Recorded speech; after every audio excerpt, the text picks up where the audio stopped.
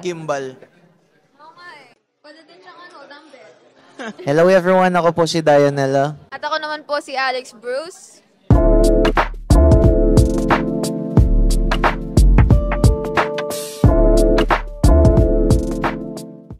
In-expect ko mahihirapan kaming dalawa kasi yung pressure na, alam mo yun, Pressure talaga. yung pressure na, It's real. yun, parang, right, kasi Kaming parang classics na yung isa sa song na gagawin naming new song, new vibe, new flavor. Pero unexpectedly, sobrang dali na nangyari. And ang gaan-gaan ang nangyari sa in-expect namin. So, yeah, happy. I agree. Super smooth lang ng proseso, guys. No stress. 4 days. Yup! Para sa akin, this time kasi medyo nag-step out of my comfort zone. Pero lahat naman ng experiences ko, solid talaga siya. Solid lahat ng collaborations and with Dionella, solid Yep. as fart din siya. Yeah. Meron kasi akong sariling creative process. Pero syempre iba-iba rin naman yung artist ng creative process. So ayokong maging pushy. Minsan nagbatuhan kami ng ideas. Paano komportable ka ba sa ganito? Alam mo yun, komportable ka ba sa ganyan?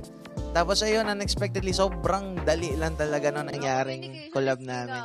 Ang gaan-gaan, ang bilis na tapos. Tapos happy kami both kahit mabilis na tapos. So feeling ko may magic talaga may magic sa music.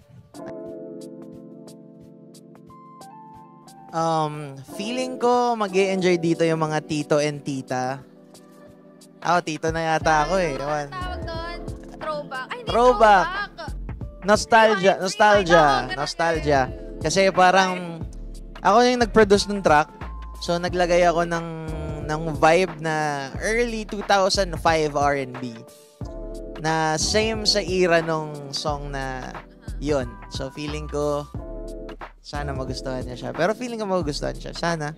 Grabe, masasnack up yung iba doon. Sabihin, ay, ito yung pinapatugtog ko lang doon. Di ba? Si Mami nagulat eh. Si sound trip niya yata yun dati. Sound trip yun ng nanay ko ngayon. Ngayon. Ngayon ulit. Feeling ko gusto ko lang maramdaman nila na tao din yung mga artist. And kung minsan may sakit, minsan may saya, ganun din kami. At sana ma-feel nyo na naramdaman rin namin kung ano naramdaman nyo. With the similar sky. Attention na. Tao na.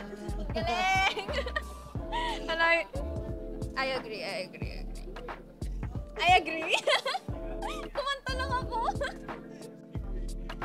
Sorry, ang likot po,